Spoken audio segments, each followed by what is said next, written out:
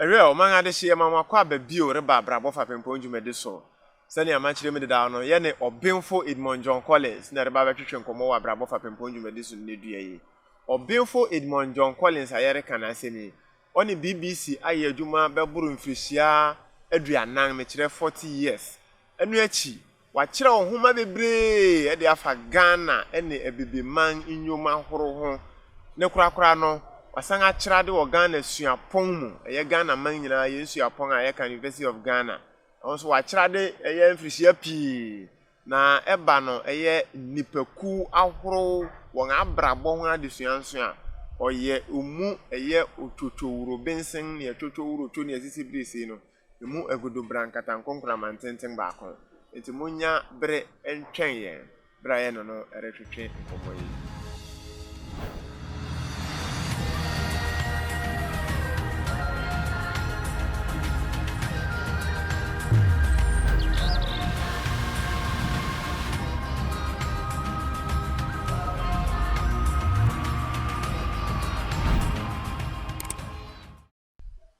Omanga de hye mama kwa ba bio reba Abrabɔ Fapempong dwumadi so sani amachire mu no sabre ye ne be kwa kwatwetwe nkomo na ye hwe ne ya betum asu afim. Obinfo ye mo akwa abo. Yo, Madasi. Wow, I'm so impressed. You are more eloquent than myself when it comes to the tree aspect. I don't think so. You were speaking very eloquently just now. Okay, so who in your own words is Professor Edmund John Collins, and what exactly does he stand for in life? Well, that's a very deep question. I mean, basically, I was born in Britain. I'm British. In fact, I'm half Irish. My father was Irish.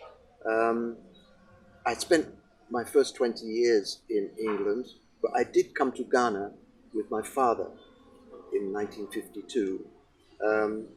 And then I came back to Ghana in 1969 to study at Legon. I was studying archaeology and sociology at Legon. And basically, I've been in Ghana ever since. So if somebody asked me how long I've been in Ghana, I could say maybe I came as a child in 1952, but really I've been in Ghana since 1969 as an adult.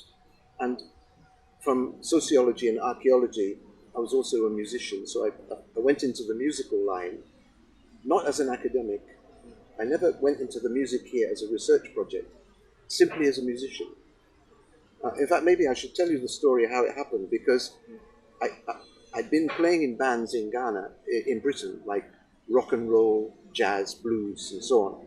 And when I came to Ghana, I had my guitar, and my father had married an Achim woman, my Auntie Amma, in Adawajiri. He built a house and she was living there. Okay. So I went to visit for the first time my stepmother, Auntie Amma, and in the house was the leader of the Jaguar Jokers guitar band and concert party, Opia. A leader of? It's called Mr. Bampo. Oh, okay. Or Opia. Okay. He's the leader of the concert party, the Jaguar Jokers. Oh, okay. So he saw, I was still on holiday. I hadn't started at Legon by then.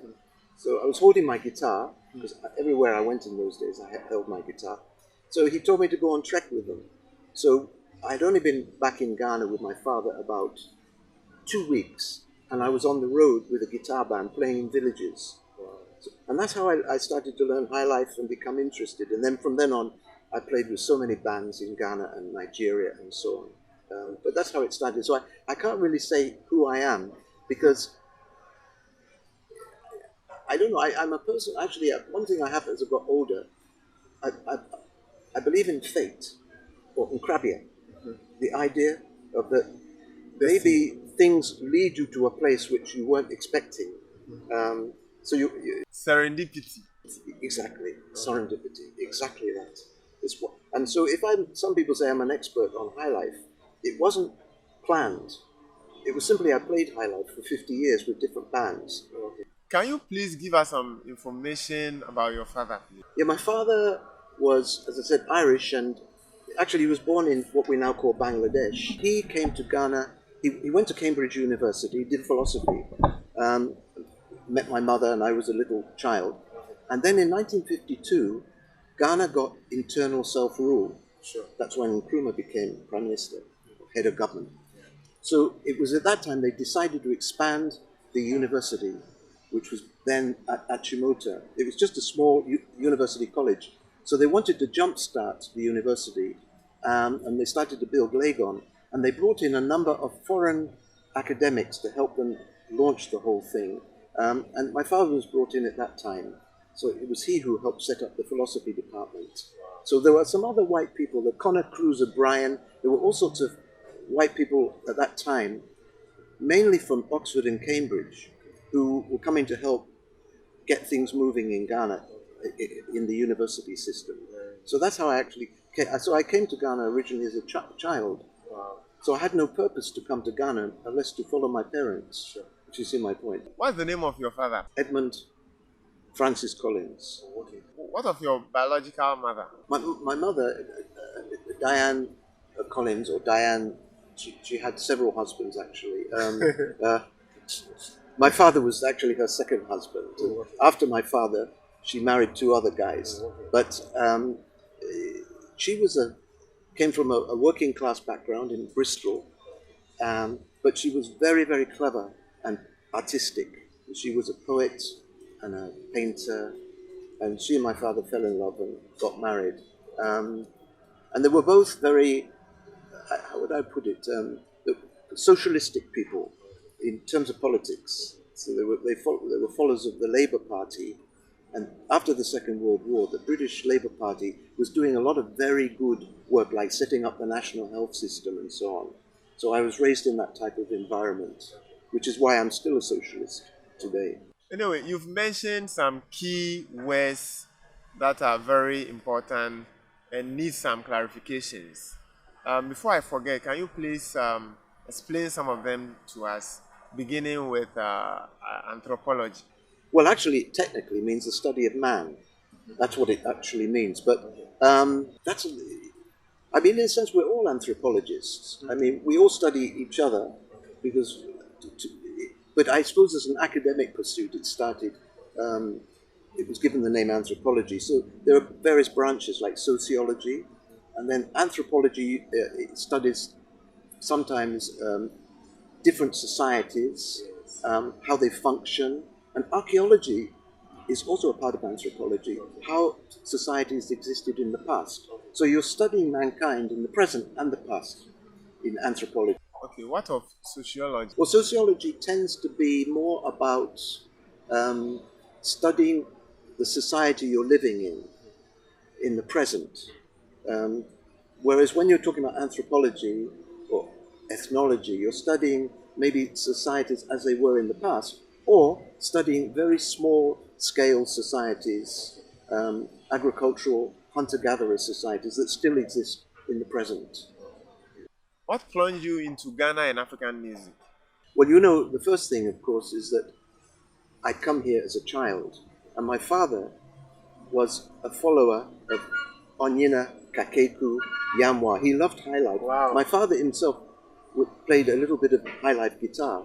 And in fact, my father and Professor Nketia set up a society at the university in 1958 called the African Music Society to cater for guitar band musicians coming to meet the students and the staff. So even as a child, I met highlife. Then my father was always bringing records. I always remember Onyina in particular, he loved. Sure. So I was exposed to highlife actually quite young. But also in England, I was playing rock and roll, jazz, and blues, which are black forms of music from the Americas, which also have a connection with Africa because of the slavery, Africans going to America and developing new forms of music. But when I came to Ghana, I was playing, basically I was a rock and roll guitarist. When I met Mr. Bampo of the Jaguar Jokers, I didn't know how to play highlife. Even though my father played a little bit, as for playing it, I couldn't. So when I joined the band, there were a number of things that I really found very great about their type of highlife music. For a start, when you go to a concert party in those days, you don't expect just to see the youth. Like today, if you go to Hip Life show, it's hip lifers. If you go to, dance hall, it's dance hall people. But there, everybody, in those days, everybody mingled. And you go to a show, there'll be grandparents, grandchildren, men, women, everybody is there. So I was very interested because in Britain when I played rock and roll, it was only for the youth. So I was surprised to see grandparents or grandparents dancing to the music I'm playing. I was very happy. The other thing is that the guitar bands back in those days, I don't think it's the same anymore, but back in those days, you see, I've been playing rock and roll. Now, rock and roll follows the Western type of music structure where you have to have a leader at the top or a virtuoso or superstar. Sure. And the rest are backers. And I was a backer. I was a rhythm guitarist. And Of class. yes, class distinctions or hierarchy. Sure. You find it in a symphony orchestra. No, you have one guy at the front, like a conductor, Sure. and you have ranks of musicians. So one of the things I noticed when I came to Ghana, I found this with traditional music and with guitar bands in particular, is that there was no lead guitar. I was saying, who's the lead guitar? They said, oh, what do you mean? Because the way the guitar bands were playing was, let's say you have 3 or 4 guitars. You can still see this with City Boys or Nana and Peju, those bands who were playing up until recently. You can't say this is the lead guitar and this is... They're all playing different lines. Like maybe you could say you have about 3 guitarists playing different lines and they interlock with each other, call and response. And what I found this very wonderful because in my country, Britain, if you're a lead guitarist, you don't want the rhythm guitarist to overshadow you. You will keep him down. And here I suddenly saw equality. I'm a socialist. I told you I'm a socialist. Sure. I saw socialism in practice in the forms of music making. So all the guitars were equal. And I later discovered this is the same with African drumming. You know, they have what they call a master drummer, right, in African. You know, he's a master drummer, not in the sense that he dominates all the other drummers. He just simply makes everybody's doing their own portion. So all the beats in African drumming and also African guitaring are equal. So you could say democracy at work. Sure. What I had experienced in England was whether it's a symphonic orchestra or, I don't know, a rock band, is that everybody was unequal. And here I found equality in music. And I was just very happy about this because I never discovered this. And also, I discovered polyrhythms. I'd never met polyrhythms. You know, in Europe, we don't know what a polyrhythm is. If we do, it's only because some Africans have taught us. Sure. And I discovered much, much later that Europeans used to have polyrhythmic music, but they call it counterpoint or contrapuntal music, in which the voices... You see, if you listen to old counterpoint music, you can't say this is the solo voice and this is the backing voice. All the voices are equal. They interlock. It's just like African drumming. But the Europeans discarded this form of music making hundreds and hundreds of years ago because they wanted to project a single voice or a single instrument. I call it musical tyranny. So the European way of performing music is often very tyrannical unless it's jazz, which is improvised. If you're in a jazz group, you can't always say who's the leader. Everybody can improvise. Or if it's a string quartet, a very small group of classical musicians, you don't know who the leader is. And I think the less leaders we need in the world, the better. Sure. Yeah. Are there some timeless lessons we can derive or extract from our predecessors with regards to music? Well, one of the things that I know, there was this thing I was talking about, musical democracy. Sure. I mean, that is one yeah. side. I mean, the traditional Africans wouldn't have called it by that name, and maybe they might have not been living a democratic political system. They may have had a chief, a nana, you know, who's the supreme chief. I mean, this checks and balances system that the Americans say they invented, you know, which isn't working very well for them now, but in the old days, that was their ideal, checks and balances to stop tyranny. I've also discovered that in African societies, there were also checks and balances. Sure. Like the Asafo could counteract the power of a chief. Sure. Or the secret masquerade societies can check the power of a chief. But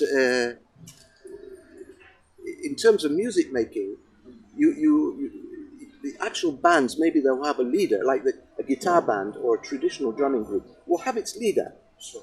But when they go on stage, you don't know who the leader is. Sure. Because all the beats are equal.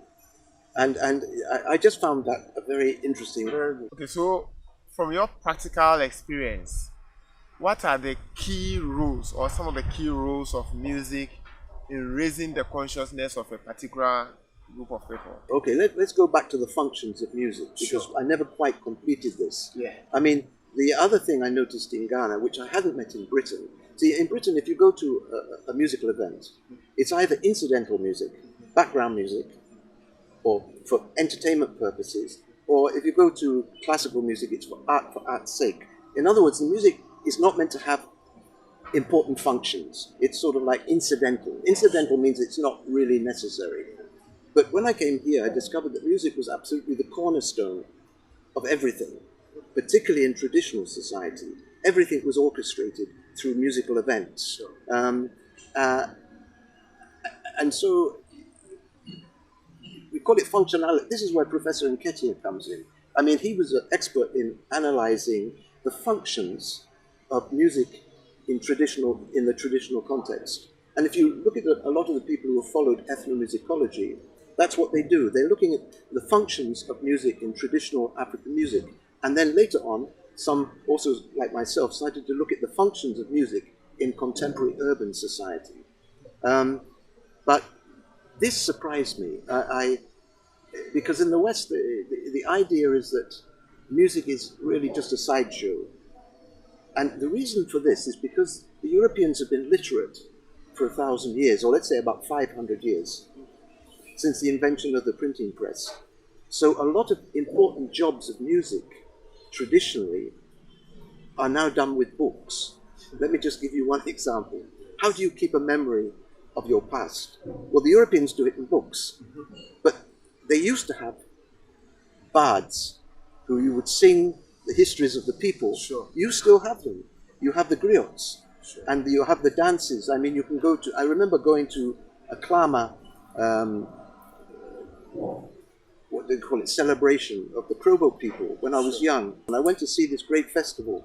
And what I discovered was it was a reenacting with music and drama and dancing of the history of the Krobo people. When they migrated, when they had to run up a mountain, when they had a fight with the British, and so on. So, in other words, music is one of the greatest keepers of memory. But because in Europe we invented books, that function became less. So this is just one example of one of the important functions of music I discovered here. And even you yourself, well, you're too young at the moment, but when you get old, you'll notice that certain types of music immediately you will remember the context of where you heard the music. Maybe if I listen to a certain type of music, a certain type of high life or whatever, it puts me back into that moment of time. Because music will trigger off all sorts of memories. So it will become a memorizer for you yourself personally in your life later on. So if you want to remember the good old days, for me, I will listen to good old high life. But for you, you'll be listening to good old hip life, or whatever is old by then. So this is just one example of the important functions of music that's been somewhat lost by Westerners. They only see it now as trivial pursuit or non-functional pursuit. And if I may ask, what made you choose Ghana as your lifetime habitat over Britain? The only way I can put this is like I was saying about Abrabɔ. Yes. I didn't choose Ghana. Okay. Ghana chose me, Sure. if I can put it that way, because I didn't come as a... some people will come to Ghana as a visitor or a researcher or on a program. Okay. I came with my family. So I came here automatically. And then serendipity, as you said, serendipity came in, and the musical side of my life sort of expanded here. So I didn't plan to become a high-life musician, and most certainly I never planned to become a high-life historian. That was the last thing in my mind. I was playing high-life with bands. The research and the writing of books came much later. What are some of the timeless lessons we can actually derive from the various systems of economics globally? Oh, that's a big question. I mean, I was born in, in Britain, which is the heart of the capitalist system, and I'm a socialist. I don't even agree with capitalism, really. I mean, the only thing I can say is that capitalism is a very good system for building up an economy very quickly. Okay, say like Europe was in the 17th century, or you want to quickly industrialize. But the problem is that capitalism is a system that can only grow, and if it doesn't grow, it goes into a depression or a recession. Now, so that if you have a world which has got infinite resources, capitalism can work. And also, infinite people to plunder. Don't forget the capitalism of Europe morphed into slavery and colonialism. Karl Marx, Lenin, the communists, Sure. they always predicted the downfall of capitalism because if you capitalism means that certain people have to become rich and everybody else becomes poor, which is self-defeating because if all the people become poor, who buys the products made in the factories of the rich? And this is one of the big problems about capitalism. And the way the Europeans overcame this is they invaded other people's countries and enslaved or colonized them. So it put off that problem for a long time. But for the last 50 years, most countries in the world have become independent. So where now does capitalism go to expand? And what, of course, it's doing is it's just plundering the planet, taking up more and more areas of the planet, going into the seas. So we've now got a much, much, much more fundamental problem in the world, which I never met when I was a youth. I was a socialist, but I wasn't thinking that I would see the end of the world in my own lifetime. I've now seen that capitalism is taking us to the edge of a cliff because now we're living in we can see from space a ball floating in space. That's us. Sure. Okay, so we're finite. It's not like 100 years where you can always go to new countries. You can go west. You can go east. There's nowhere else to go. We're all living on the same planet. And so we have to have an economic system which allows what you might call steady state. You can develop, but you don't expand too much. The capitalism system is not capable of this. It's either rushing headline, sort of forward into expansion, or it bounces back into a depression. So I would say that the capitalist system is not the suitable system we need in the world anymore. But it's not to say that capitalism itself is completely wrong. But probably the best example of capitalism we have today is by combining it with socialism. So that socialism means that you think about the poor people. The trade union movement and all this sort of thing. Sure.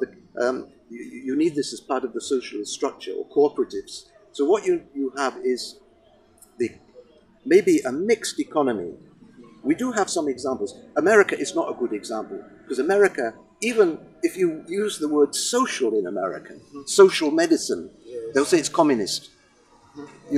So they're so individualistic and capitalist. But if you take somewhere like Scandinavia, the social democracies, you have a mixture. Certain things can be privatized, like small-scale industries or entrepreneurs. But other things like health, education, the army, the prisons, and all the infrastructure of the state shouldn't be privatized like what they're doing in America.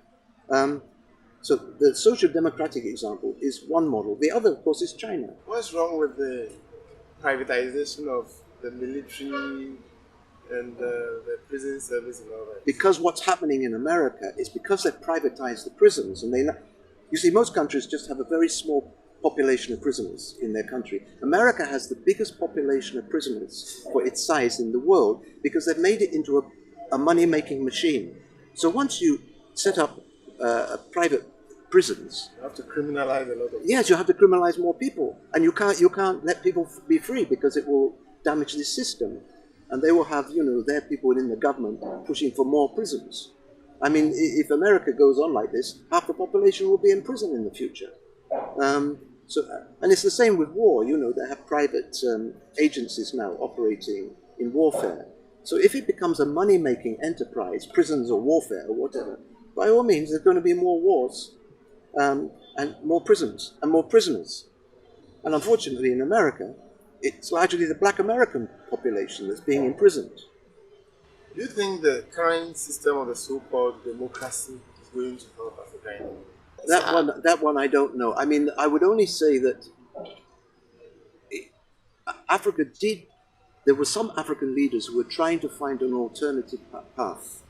You see, even the Americans, when they fought the British and they got their independence, they were looking for a system which would be superior to the European system of kings and queens. So they invented the checks and balances system, where the president and the judges and I think they call it the Senate, they can't become too powerful. They can check each other, checks and balances, to prevent tyranny. Well, you could say that, let's say people like Nkrumah, Sekaturi, and Nyeri, and some of the early leaders, what they wanted to do was to take the advantages that Western civilization has given the world, which is machines, technology, but not to join it to the Western type of culture, which is very individualistic and rather greedy, actually. Every man for himself, and God help the rest. I mean, this type of laissez-faire capitalism.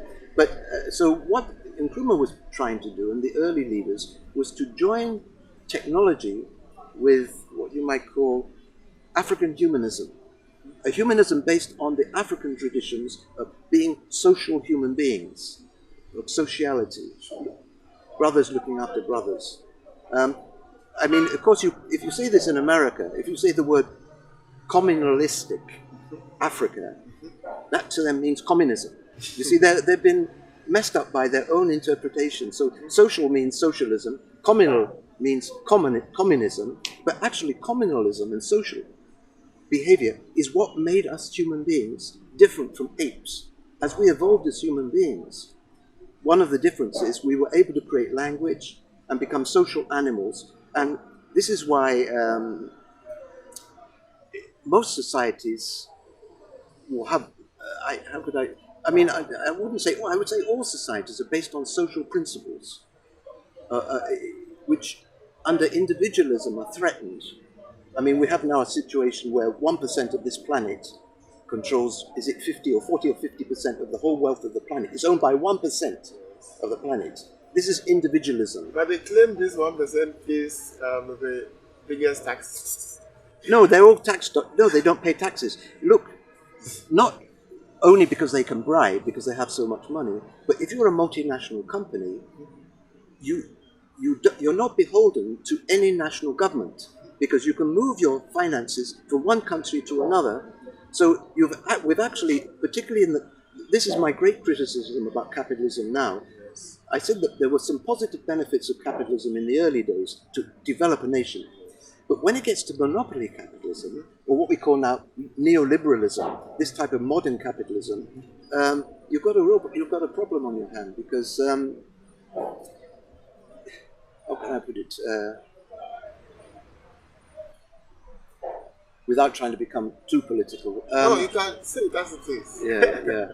No, I mean,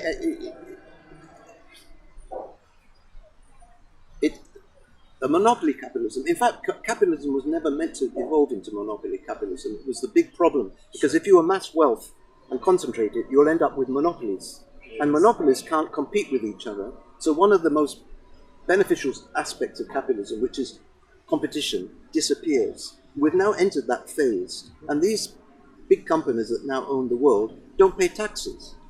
I mean, because they can move their money around. So this is a real problem that the world's got.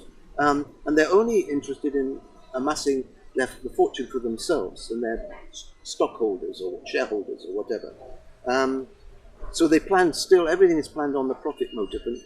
But the real problem we're facing now, see, it's not a question of whether you're socialistic or capitalistic, or you want everybody to be equal or unequal. It's the fact that we're actually destroying the planet. Sure. That is the real problem that capitalism cannot solve. Or I would put it, the capitalism economic system, not looking at it from a point of view of whether it's good or bad, just as a system in itself, is no longer suitable for this era. So what Nkrumah and these guys were doing back then, they were trying to create another model of industry, because just because the Europeans invented the Industrial Revolution and industry, it doesn't mean you have to follow the European mindset as well. And for many, many years, the Europeans said that to be modernized, you have to follow the European mindset. So if you want all the benefits of European technology or civilization, you have to also follow their culture. And this was, I mean, it's still there, that idea, but there have been countries that have proved that this is not so. And one of the best examples is China. Wow. You see, the thing about the Chinese is, like Africans, they were colonized. Sure. And they also had to fight for their independence. But unlike Africans, they had a great leader called Mao Zedong, who was able to unite the whole of China. Imagine if somebody like Nkrumah had united the whole of Africa back then. And so it would have been like George Washington for the Americans. Sure.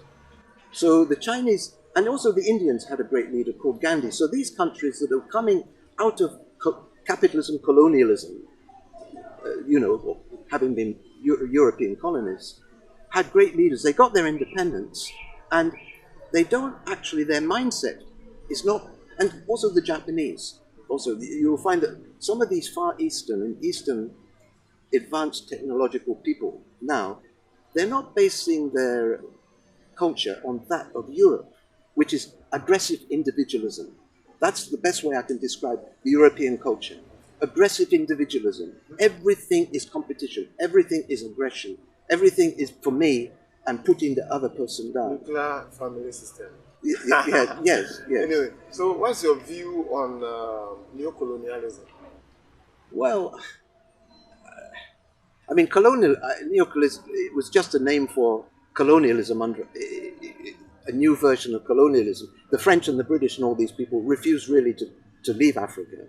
And so they sort of set up client states. But the reason they were able to do this, and this is the point I haven't really made, is that the dream of Nkrumah and the first generation of leaders in Africa who wanted to shortcut everything, they have the technology of the West, so join it to African humanism, it was sabotaged.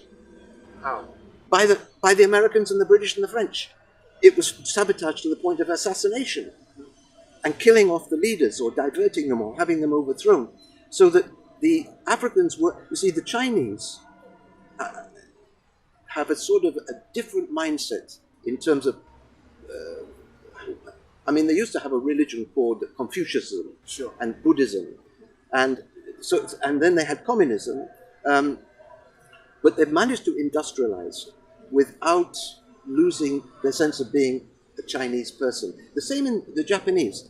The Japanese was the first advanced non-white industrial nation. Everybody was shocked by the Japanese about 50 years ago, after the Second World War. But they have Shintoism. They actually worship their ancestors. Right now, a lot of people are telling you guys not to worship your ancestors because it's paganism.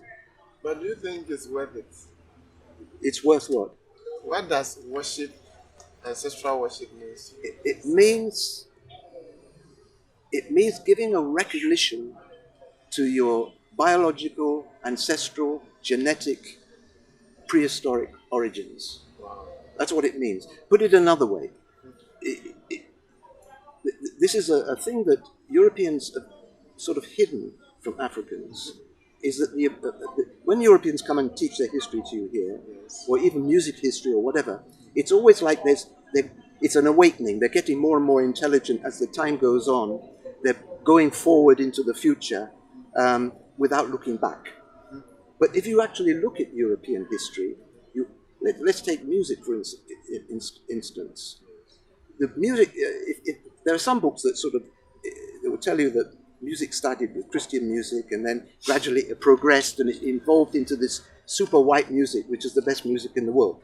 But if you actually look at what the Europeans did, they continually paganized themselves. If you take the example of let's say, I think the best one would be the Renaissance. Let's take the Renaissance.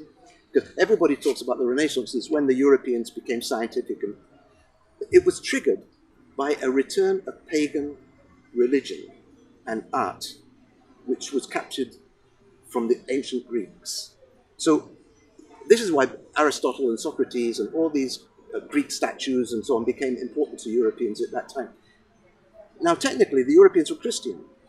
So why were the Christians, we're now talking about the 15th century, suddenly delving deep into their pagan past? And opera, for instance, just give you one example, opera was invented because a group of intellectuals in Italy around about 1600 decided to reconstruct ancient pagan Greek theatre based on the rites of Dionysus, the Bacchic rites, which involved masks, possession, and so on.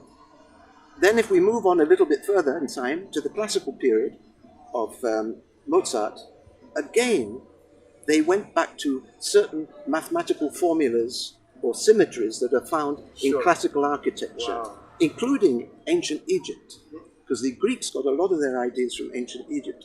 Then if we move to the Romantic period, everybody was digging into their pagan roots. They call it folk music. So what the Europeans have done is what a Ghanaian would call is Sankofa. Every time they've taken a step forward, they've also looked back, replenished themselves with past experience. So what I'm trying to say is that if you just move forward and never periodically look back to your ancestral roots or whatever it is, you will fly. It's like a ship. You know, if you have a sailing boat, you know it has a keel, a heavy weight at the bottom. So while the thing is being blown into the future, the keel is keeping it steady. If you don't have the keel, if you don't have your remembrance of your ancestors, you will be blown nilly-willy into areas maybe you don't even want to go. You don't even have any compass that directs you. Yes, and you're not stable. And this is why, I'll just give you one little example. Europeans are meant to be heavy-duty Christians, right? Of course, a lot of them now are not Christian, but they're Christian civilization. Every day of the week is a god. Monday, Tuesday, Wednesday. Sure. Every star in the sky is a god. So why do they retain their old Christmas? Was worshipping trees. The Christmas tree is a pagan worship. Sure. Easter is a pagan almost worship. All the festivals. They hijacked a lot of the pagan festivals.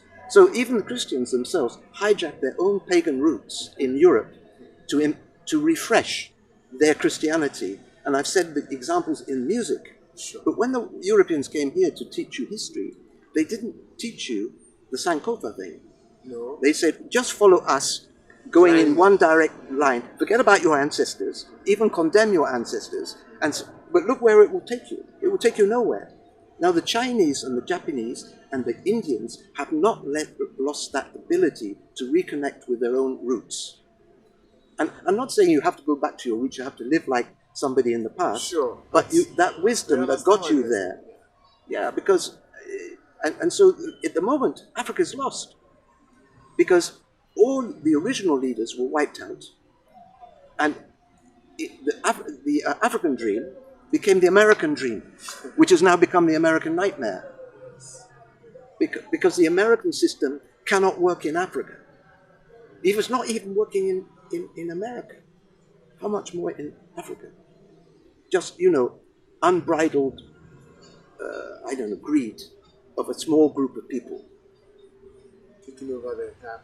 Yeah. But anyway, now, as I said, the problem they've all got now is we all live on the same world. And maybe these young people who are coming up to, worry their elders about global warming and so on, and COVID. All these sicknesses we've got in the recent years. If you look at HIV, you're probably too young to remember when it first came. Then we had Ebola, we had swine flu, we had this. They all come from animals. How true is that claim? Do they really come from animals, or it's biological weapons produced by biological scientists? Not really. If you take, sometimes the scientists will try to develop weapons. In Britain, for instance, in the First World War, we took a very serious sickness called anthrax, and we were developing it into a biological weapon. But luckily, it was never used. And those islands in Scotland where they were doing the experiment, still nobody can step into those islands. They're still contaminated. But no, the thing that's happening now isn't due to some sinister human beings creating things in laboratories. It's because, the best way I can put it is like this. if you're a religious person, if you believe in God or Mother Nature or whatever, you will also probably believe that animals have souls. Sure. I personally, I'm not a very religious person, but I believe that if a human being has a soul, animals have souls. Even there are Christians. Even trees. Because we are all living things. Yes, all living things. And even the Christians. There was the great famous saint called Saint Francis of Assisi. I don't know if you've heard about him. Sure, He's a I've Catholic heard saint. The lover of animals. He loved animals because he recognized that animals have souls. Now, the thing is that if animals have souls, I mean, they're not the same as a human soul, but it's a type of soul. Yes, I mean, they will also have their types of angels, just as we have our angels or gods. Okay, so if we are going to spoil the planet, those angels will come and deal with us. So they are wiping us out of the planet. I'm using very metaphorical or poetic language. I mean, the best way I can explain it is to take the story by African brothers, Ebitie Ebitie. You know that famous story about the animals? Binti. Yeah. Now that story was written around about 1967 or 8 by Nana Ampedu. Sure. And it was about, after independence, everybody thought in Ghana we're all going to become equal. But by 1967, some were more equal than others. Okay, so it's like Animal Farm. Sure. He wrote his parable. Well, I have a parable as well, which is that after that meeting in 1967, the animals have been also regularly meeting in the forest to discuss this weird creature called human being that has now started to spoliate the earth, to destroy the nature and so on. So they started to send sicknesses in our direction. And HIV is just one of them. So I'm not actually saying it's a group of animals are sitting, it's a parable. Sure. But we are up against a problem now that as a young person, even I was a socialistic type of person, I was against the Vietnam War, for nuclear disarmament. But the problem your generation is facing that we never faced, the possibility of the end of the planet. When I was your age, even though we were against capitalism and war, we thought maybe the planet will survive for a few hundred years. Now we're not so sure. Do you think the COVID-19 can actually wipe out? No. It won't wipe us out. But what it's going to do is giving us a deadly blow. Because we animals, we're very social creatures. You know, human beings are not like cats who live on their own. We're very social. We like to be together. Even though the capitalist system and the American system is very individualistic, generally human beings like to be together. Sure. This disease is stopping us being together, touching each other, being close to each other. Even if you think HIV/AIDS was something like that, it stopped you being very close to people or intimate. So it's going to be very, very difficult all our societies have been based on the premise that we're social animals, so we can all be packed like sardines into buses and subways and aeroplanes, and our big cities can grow. But now that's the very thing that's destroying us. Our sociality is destroying us because that's how the things spread. So it might have been better to have cities which are more widely decentralized. You see my point? But the capitalism doesn't want that. It wants these intense centers of civilization, like New York or London or Accra or whatever, you know, where and depopulate the rural areas. You see, this is one of the great tragedies of Ghana right now. Well, it's not. It's not yet a tragedy for Ghana. Is you still have 50% of your population are rural farmers. That may save you in the future. You see, because the thing can't spread so fast into farming communities. Why do you think COVID is hitting all the industrial nations? Why isn't it hitting Africa? Because of the intense urbanization in the West. That's why. And also because of the incompetence of their leaders. That's a different matter. But, you know, so COVID actually hits at the very core of human civilization, which we've been building up for the last 10,000 years, which is coming together in cities. And it never crossed anybody's mind that one day we may not be able to do this, although we have had plagues before in the past. So I'm not saying that COVID is going to be, if we misread this one and continue in our own stupid normal way, the next one will be worse. Sure.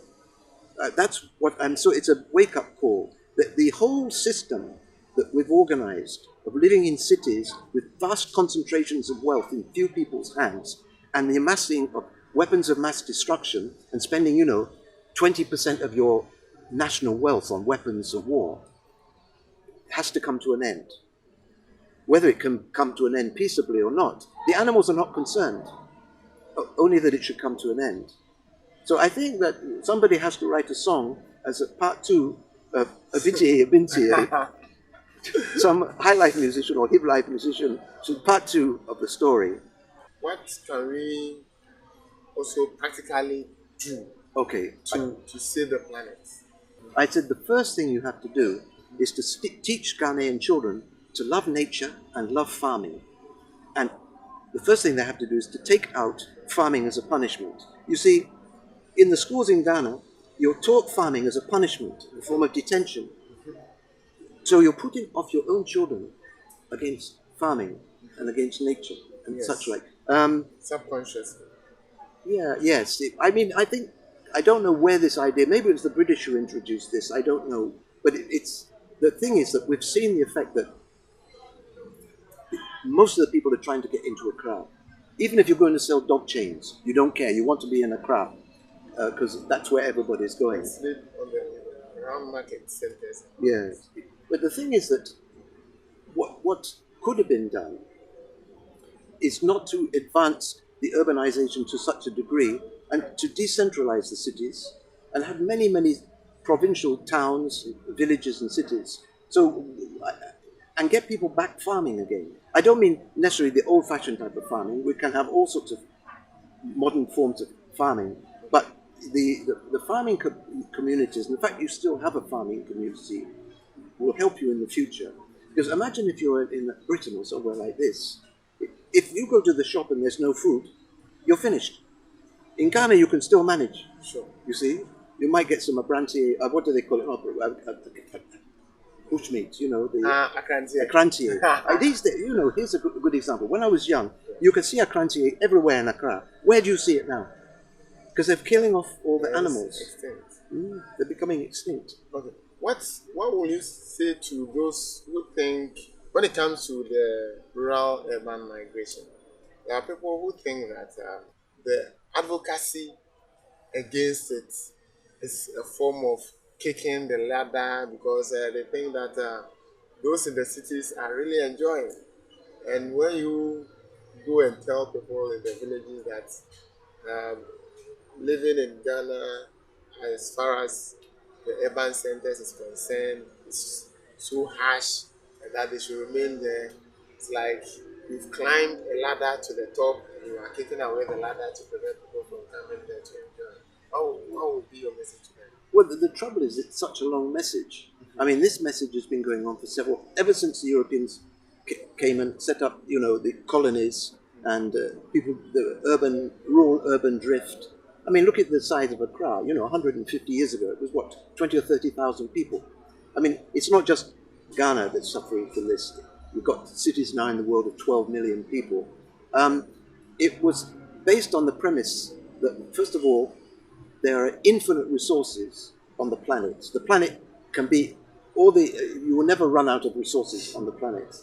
I mean, and that it would actually provide a better life for the people living in the cities. Even though now many, many people in the cities are leading a much poorer life than they did in the rural areas. Sure. I mean, but it's something very, very difficult to change. I mean, you can only do it on an individual basis, really, unless you want to set up a political party to go back to the land or something. But the government would scuttle such a party very quickly. But what you can do is get the children interested in planting trees. Things like that. The thing is that because we are now, as individuals, we're very powerless to do anything.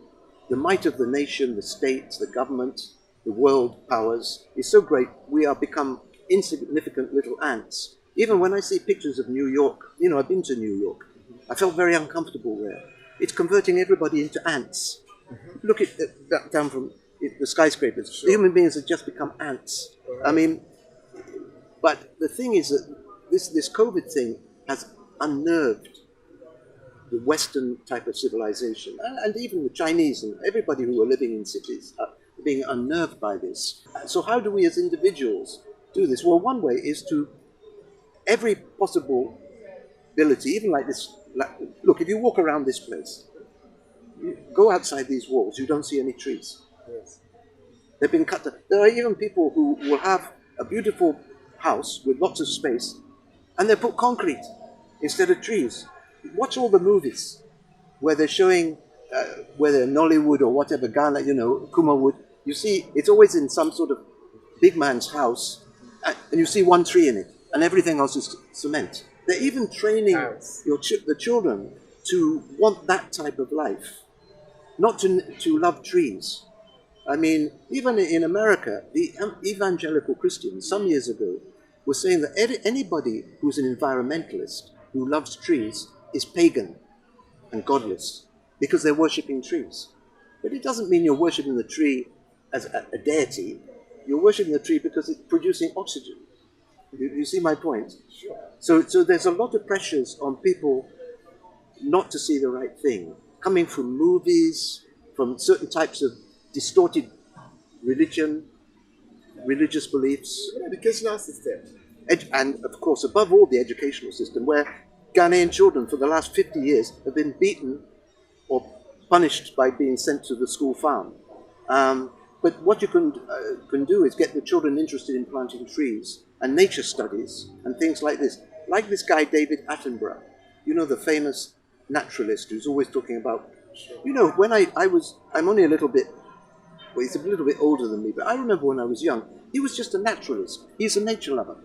It had nothing to do with politics or global warming, but now because he's seen the problem, he's alerting everybody, and the youth are also responding, because the youth, your generation is the one who's going to have to deal with this. My generation will die off, but your generation may actually face the consequences of global warming, the really serious ones. So it becomes, for you, a life and death matter. And if you've got old-type politicians in the way, you have to clear them off. I don't mean kill them or anything like that.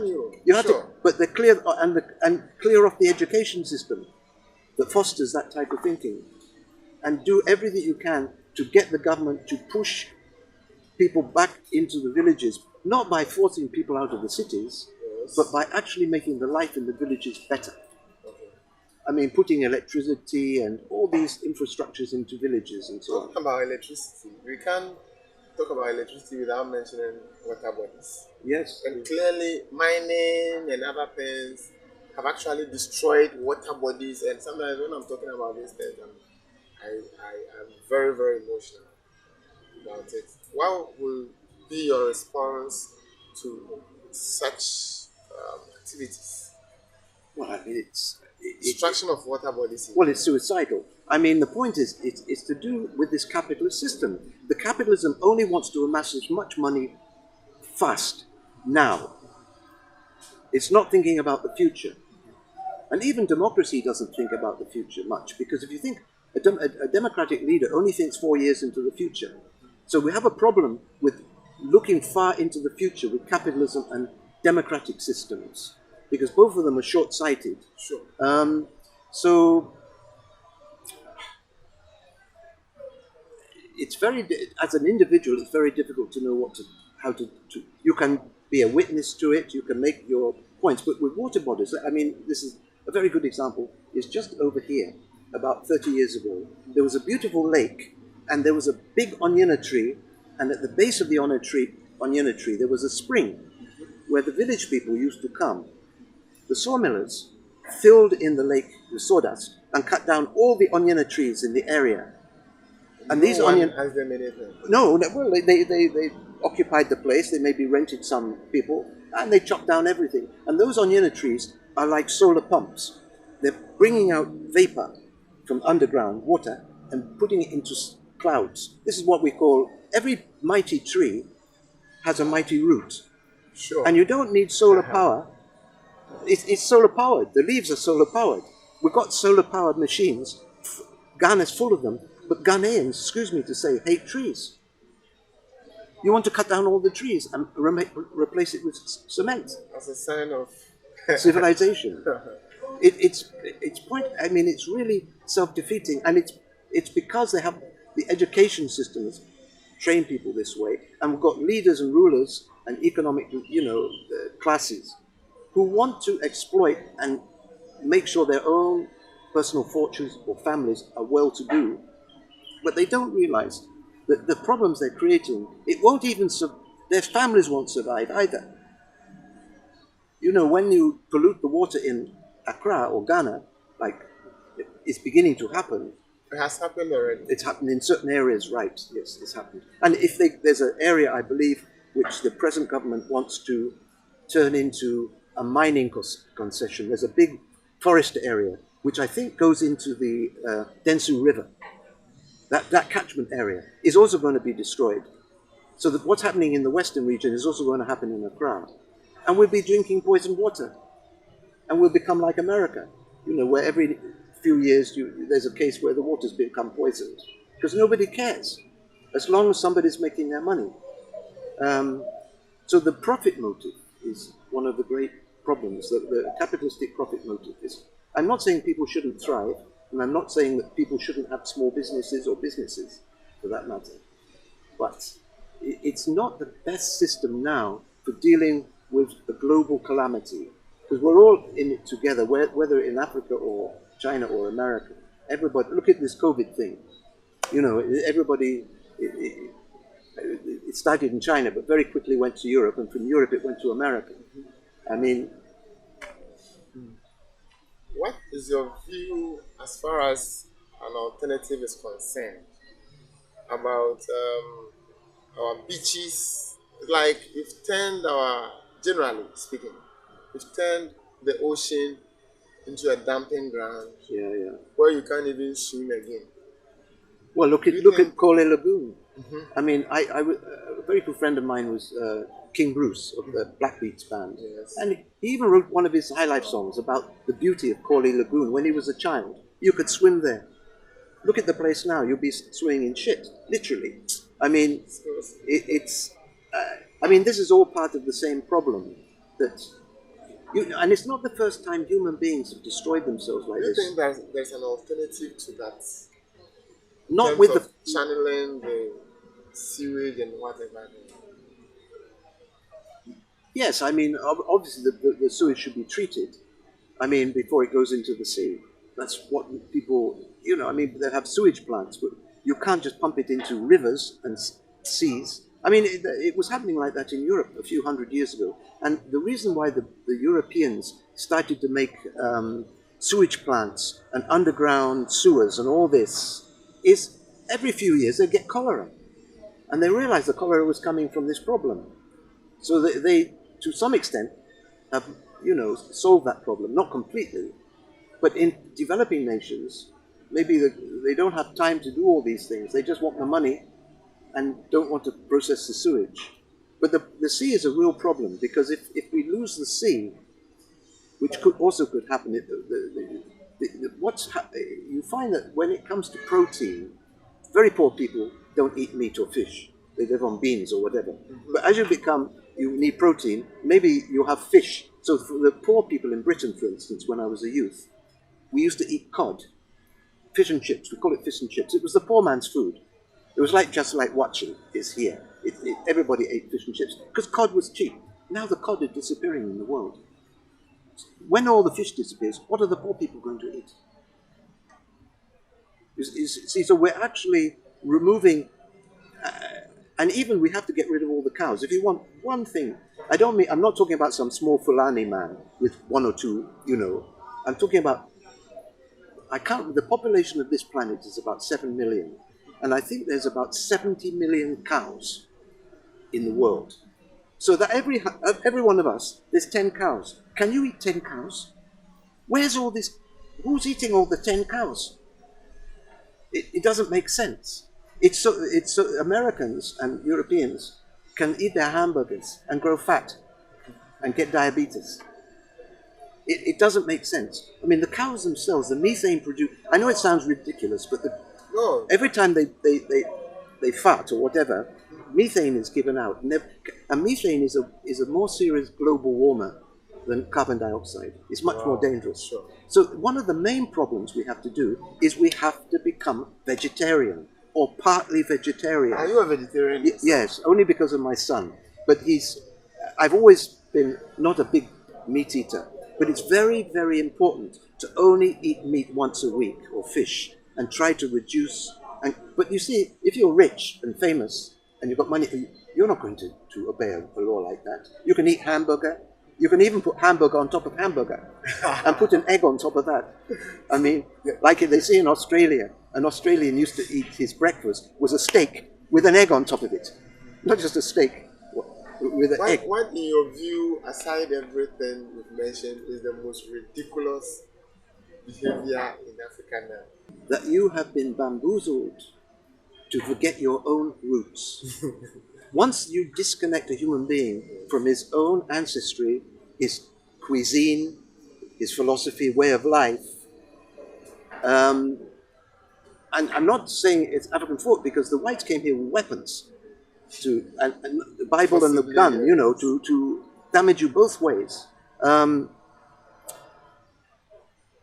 Unless Africans can reconnect with their ancestry, it doesn't necessarily mean your own ancestor, but with the African tradition of the way you deal with music, the life, the sociality, the social structure. And it doesn't mean going back to the past. This is why I kept on saying about China. The Chinese and the Japanese and the Indians have able to develop a technological civilization. In fact, now one could even say that they're going ahead of the West in terms of advanced science. I mean, the people who are going to colonize the moon and the Mars are not white men. It's going to be the Chinese and the Indians. Because that's where the thing is already beginning to move in that direction. But you will find that those societies have not let go of their culture. They're still proud of their culture. And if you're not proud of your culture, then, and you're proud of somebody else's culture, and then you're looking in the newspapers, let's say England, America, and you find that they're not doing so well either. So why are you copying them? So why are you copying people who are already coming down? Maybe you must question yourself. Yes, because you're copying a failed model. Sure. And their economic model, capitalism, is failed. It hasn't failed for a few people, but for the masses of the world, it's failing. And they can't see their way through this. Because don't forget, these people have heavy, heavy weapons. They spend a lot of their money not just in having a good life, but setting up armies, prisons, or whatever. Wow. So they've surrounded themselves with powerful armaments, and they make money from war. One of the reasons why there can't be peace on the planet is that it's profitable to make war, because the people who make the weapons make money every time there's a war, because the weapons are destroyed, so you have to make more weapons. So they are the same people pushing peace? Yes. Probably. Well, maybe. But they can't allow peace to break out in the world. So we've got a lot of... And it's I mean, I'm not in any way blaming Ghanaians or Nigerians for this, because actually you don't make weapons, really. Not aircraft carriers and nuclear bombs and so on. I mean, the question is to ask why the Western powers have spent so much of their wealth on developing weapons of mass destruction.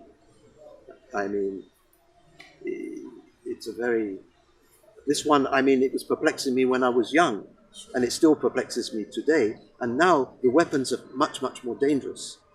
But now we're facing not a problem of being killed by atom bombs, but killed by the planet spitting us out, getting rid of us like a sickness.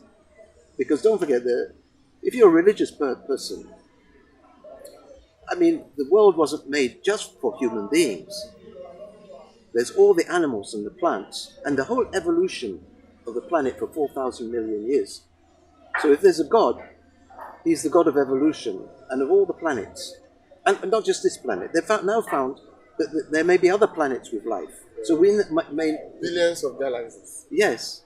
So it may be, again, I'm not a religious person, but if I were, I would say that maybe the God of the universe didn't make just this planet.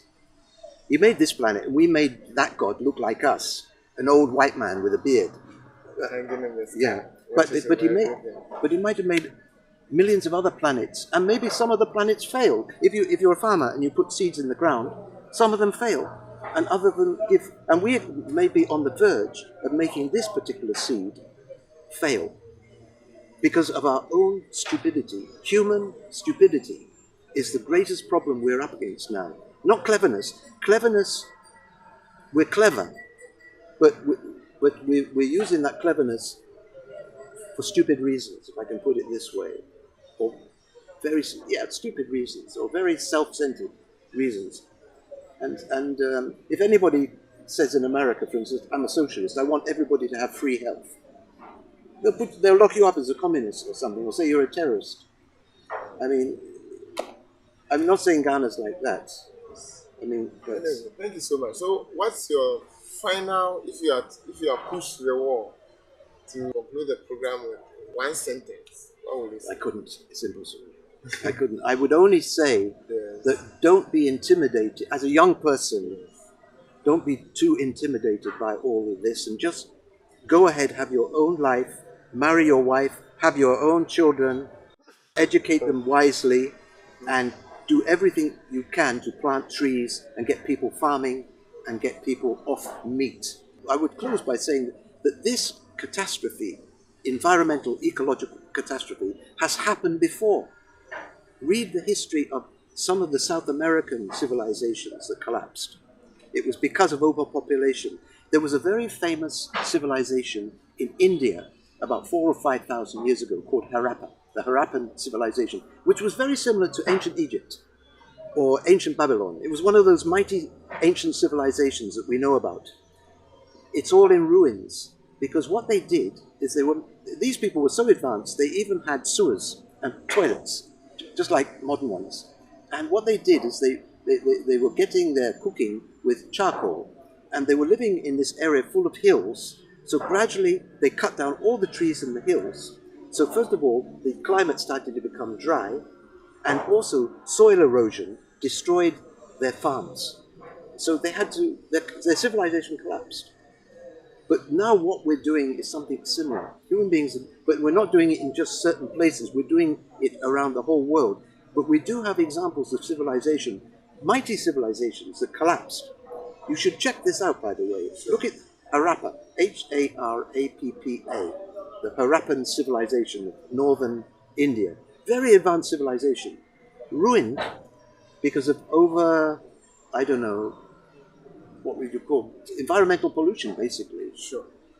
So it has happened before, but this one is very much more serious. But the only thing I would say, final point, is you're lucky and blessed to be living in Ghana. Because imagine my country, what's going on there right now. Not let alone America. America's even worse. But even in Britain, it's better. And I would even advise that some of the Ghanaians abroad should think, particularly those living in America, should seriously, if they can, should come back to Ghana. Not just the black Americans, but also the Ghanaians themselves. Because in Ghana, as far as I can see right now, the way the government has been handling this COVID disease is so much better, despite all the problems in Ghana, than what they're doing in Europe or America. I would say that. Ewe omanga de hye mpanyin si epuro kumare gu nsirani mpo na reti hukumo kwadue na ebeso ebiribira dwumade no bibia di adanse se ebire kwananim nyina na nso erinyi na yerentua menware ha na bire be ma ho kwan me yede nadi nasi yakopon ya adoma adase na ebese ngahia bio na mom yerebɔ nkai se won subscribe yede a Pomodinga se wankasa obe subscribe na fe wa share na se wato apete from mem e ma wonfefo e wo wiase afa na nyinara nya bia hwe wotumi de wadwen kire nso aba eye comment section na wo subscribe a pomodinga se obemi a eye don na se bell no so se na ebe ya anytime na se biri biara ye de eye a new video beba no wetum ehu obra ehu hia se bia e be send the link the ding at the Fapempong, to be this thing the Abrabɔ Fapempong. Your mamma, you know, money share, and my money tia at the shit. That's a bɛsan ahyia. Okay.